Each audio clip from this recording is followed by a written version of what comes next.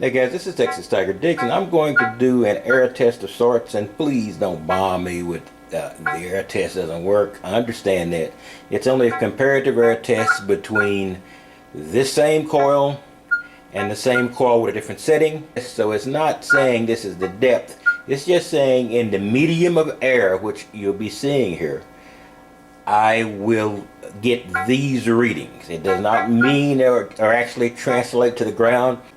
So I'm going to pull this up a little bit, and I've never seen this done before, but I'm using a tape measure, and I'm just gonna use gravity to hold it. So I'm just gonna raise my tape measure here, and I'm just going to raise this straight up. Not the best way of doing this probably, but it is a way of doing this where I don't take much space.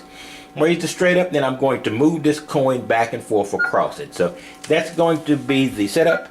So initially I'm going to set this coil in auto, which is the suggested setting in Safari for people with less experience, and probably it's a good setting all around in areas where you don't need to go for great depth. So just give me a second, I'll be back and we will try this for the first time. Alright, here's the first test. I have set sensitivity to auto. It's too big a pain in the butt to actually show me doing it. The glare and where I'm doing this test is a little bit on the problematic side. So I'm just going to, just trust me, it's in auto. You can run the test yourself if you think there's any value in doing so. So I'm just going to take this, I'm going to drag it up into the air.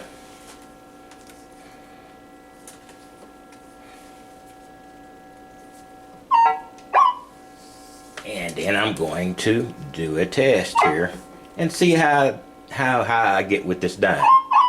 2 inches, 3 inches.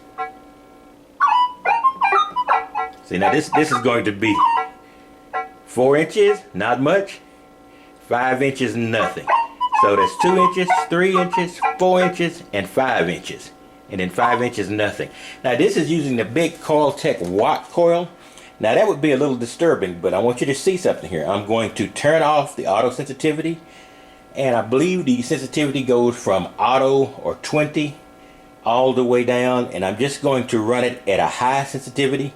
Now that's technically can be very unstable, so if you have trouble discerning background from actual fines, or if you just don't like a noisy machine, setting it anywhere other than auto might be a problem for you. So let me just take this, I'm gonna pause it, and I'm gonna set it to, I'm going to take this and I'm gonna set it, instead of auto, I'm going to drop it down into the actual number classification.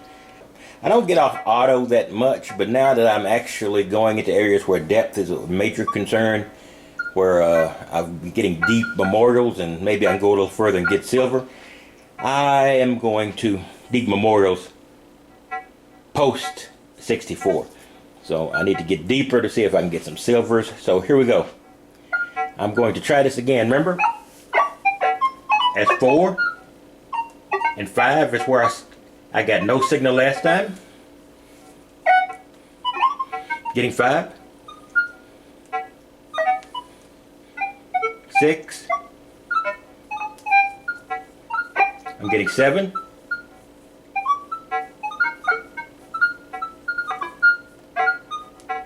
about 7 or 8 I'm getting now that I've actually turned it to one of the number classifications. Now you see a lot of sounds there because it's a bit unstable at that.